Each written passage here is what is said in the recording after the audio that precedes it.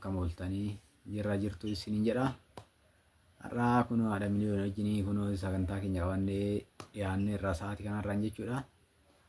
Sagantaan nutis qabannee dhiyaannee maal akka ta'e immoo ji'aati miliyoonatti himne ammaa fi sagantaa bitaan qabaatti wajjin dhiyaannaan jette amma ammee kallattii gara ishiitti asin dabarsa jechuu barbaadeen.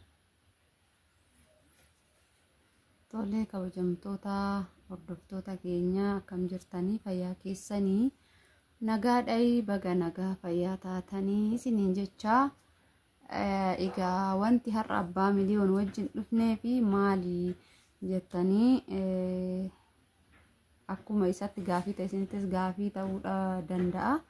Garuu immoo jechuudha gaafii isin nagaafattanii irratti jechuudha gaafii isin nagaafattanii irratti hundaa'ee waan beeknu akka isiniif qoonnuuf jechuudha isinii galee gaafiin namoota hedduu waa baay'ee gaafattu gaafiin isaanii baay'eedha garuu gaafii san keessaa gaafii akkamii seete gaafiin mana jedhan mana yookaan lafa maqaa kiyyaa maqaa nama biyya jiruutiin yoon bite nama biraatiin yoon bite galee jijjiirrachuu nan danda'a akkasumas immoo meeqa na fixaa kan jedhu jechuudha. Maqaa nama biraatiin lafa bita achi taa'anii maqaa nama biraatiin gaafa lafa bitan gaafa galan immoo jijjiirrachuun ni danda'ama hin ulfaatu akkasumas immoo hagam fixaadha. Mee asirratti waan beektu yoo kan qabaattu ta'e waanuma beektu irraa immoo waan dhageessee jirtu irraa isaa ta'u qooduu fi dandeessaa kanumaafiin jechuudha. Waanis immoo waan natti fakkaate asirratti akka barnootatti waan shamarran keenyaaf jedhuun qaba waan ta'eef kanumaafis fideessin jechuu barbaade. Ayyee shaggaadha kuni maaliifoo seeti amma wanni amma gaafisitti gaafataniif yeroo jalqabaatii fi maqaa nama biraatiin bitamee lafti kun mana haa ta'u lafas haa ta'u miti kunumaa rakkoon qabu amma ammoo kallattii namumti kunoo san nama bakka buufatanii yookaan nama bakka buufatee fedhiidhaniitii bakka buufatanii maqaa beeluutiin naa ta'u jedhanii hin bitamu.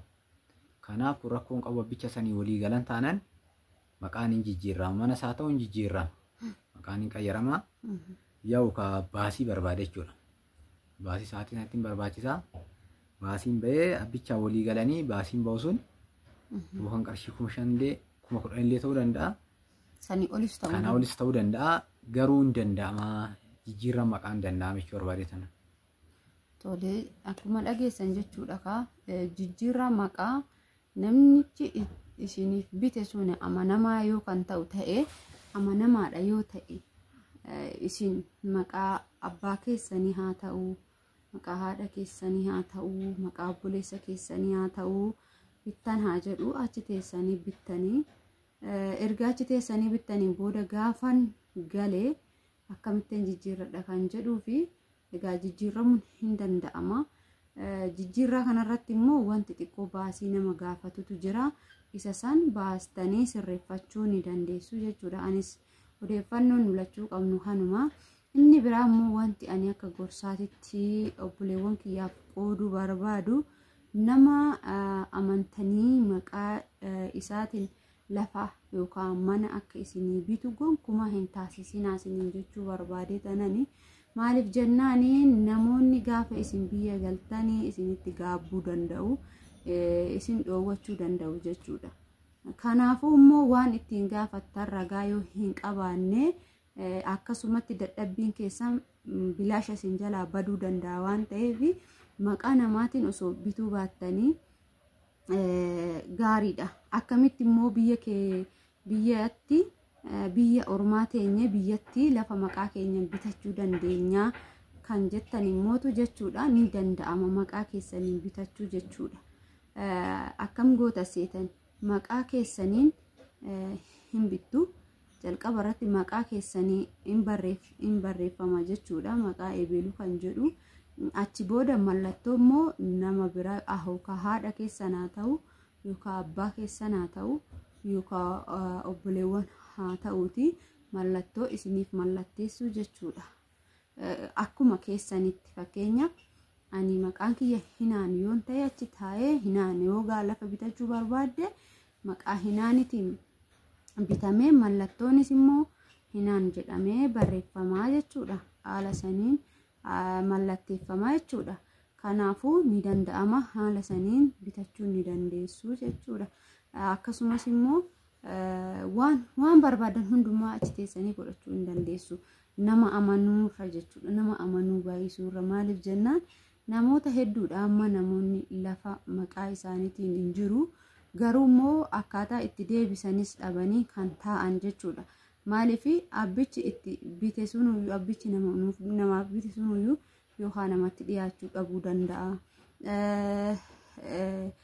Hin beeku yookaan waan akkasii kiyyallee yoo jedhe ragaa ittiin gaafattu yoo hin qabaanne baay'ee rakkisaadha. Kanaafuu immoo hin bitinaa isiniin jedha. Yoo haalli isinii mijachuu baate lafa bitachuuf karoorsitan yookaan mana bitachuuf gaafa karoorsitanii maallaqa keessan kuufattanii qabattanii galtanii maqaa keessaniin lafa isaa ta'u mana bitattanii deebitanii waan isin hafe xumurachuu ni dandeessu jechuudha. Heeyyama ji'a takka ji'a lama fudhatanii yoo dhufani waan barbaadan biyya ofii keessatti godhatanii ni deebi'u jechuudha. Maaliif ijoollee obboleewwan keenya baay'eetu akkasitti miidhamaa jira jechuudha. Namoota biroo dhiisatoo namootumti bultii godhataniitu kan deemanuyyuu abbaa manaa isaaniitiin bitatanii yookaan immoo abbaan manaa isaanii isaan dhossee maqaa nama birootiin maqaa obboleessaa, maqaa obboleettii, maqaa haadhasaa, maqaa abbaa isaatiin bitee haala sanii kan isaan keessaa gala jechuudha. Obboleewwan keenya natsaa kan keessaa galan hedduu isaaniitu jira jechuudha. Maaliif nafti maqaa nama biraatiin erga jiraate homaa keessaa hin qabnu jechuudha. Kana fakkaataa akkasitti of eeggannoo guddaadhaniin maallaqa keessan of jalaa hin qisaasessinaa isiniin jechuu barbaada. Of eeggannoo godhadhaa isiniin jechuun barbaada. Asirratti immoo abbaan miliyoonii waan isinii dabaluu qabaate isiniif haa dabaluu. Viidiyoon keenya guyyaa har'aa kana fakkaata. Yaa waan beennurraa malee waan isiniif qoonni takka illee hin jirtu. Waanumaan ofii kiyyaa ija kiyyaanis haa ta'u gurra kiyyaanis haa ta'u yeroo baay'ee dhaga'ee baay'ee na gaddisiisu. Osoo akkana gootanii hin miidhamtan yaada jedhu waan isiniif qooduu barbaadu jechuudha. Ayyee bakka kunis bareedaa wayyaan na teette. Amma akkuma jedhamu kun amma gorsa jechuudha. Tarii namoonni tanaan dura bitatanii jiru jechuudha. Kan bitame ka warri tanaan dura walii galeetoo bitee wajjin nooree waaqayyo kamata afaan keechanaa godhu kan immoo wal kaadillee jira. Akkuma mateettu kana fakkeenyaaf abbaa warraa fi haati warraa jechuudha. Lafa fakkeenyaaf akkuma alaa jirtu ishiin aloo jiraattee abbaa warraatiin amma yookaan lafa bitaadha. Lafa kana bitamuu yeroo barbaadu qarshiin kun ni ergame jechuudha. Qarshiin kun ergamee amma lafti kun abbicha lafarraa bitu sana abbichi manaa kun jechuudha. Yoo haadha manaa tanaan tidaarii ta'uu hin barbaanne jechuudha. Yaani ni faallaa deemu tidaarii ta'uu hin barbaanne yookaan immoo nama maatii hin qabne kan ta'uu ta'e ani ija kiyyaan kanan argee jechuudha.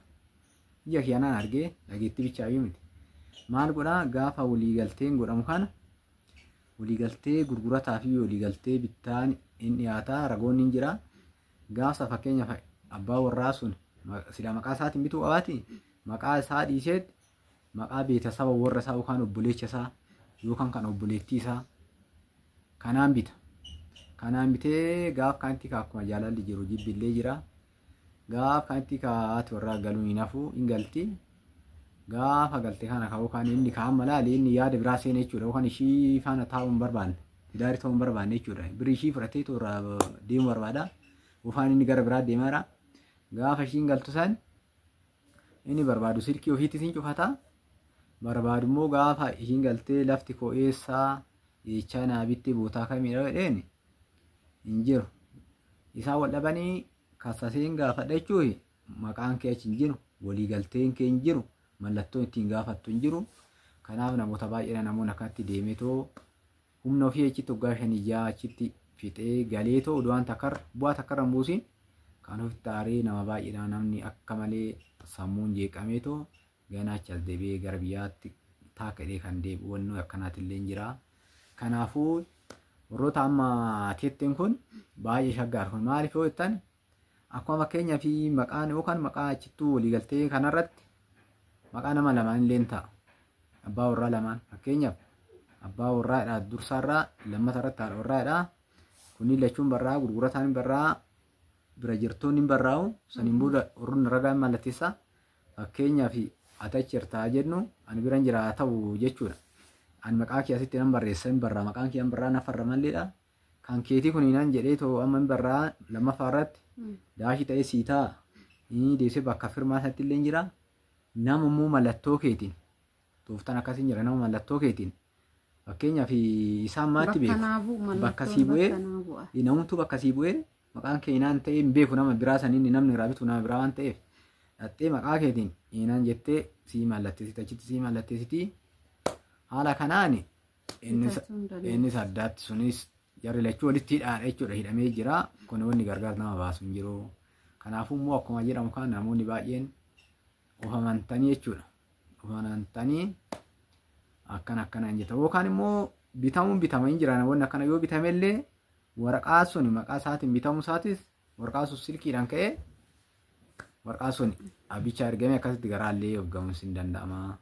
Kanallee of hin gatinaa jechuun barbaadee yaada gaarii jetteeni kan maqaa jijjiirraa rakkoo hin qabu kun salphaadha kun hin baasibbaa malee homaa hin ta'uu hin jijjiirrama jechuun barbaadeen. Kana fakkaataa horaanuu bulaayii deebanaa siin jennaa viidiyoo biraatiin olitti hanga deebinutti warroonni immoo mana kanaaf haaraa taata sabiskiraayib sheer gochuudhaan laayikii gochuudhaanii hiriyoota keessaniifis qooduudhaan akkasitti chaanaalii kanarraa takka barumsa takka sammuu keessan bashannansiisu akkasumas immoo kan namni hojjetu inni dogoggora waan barbaadan hundumaarraa argachuu dandeessu jechuudha. Kana fakkaataa nagaan turaa siin jenna. Sinaamil keessoo warroonni bitachuu barbaadan illee milkaa'aa siin jenna.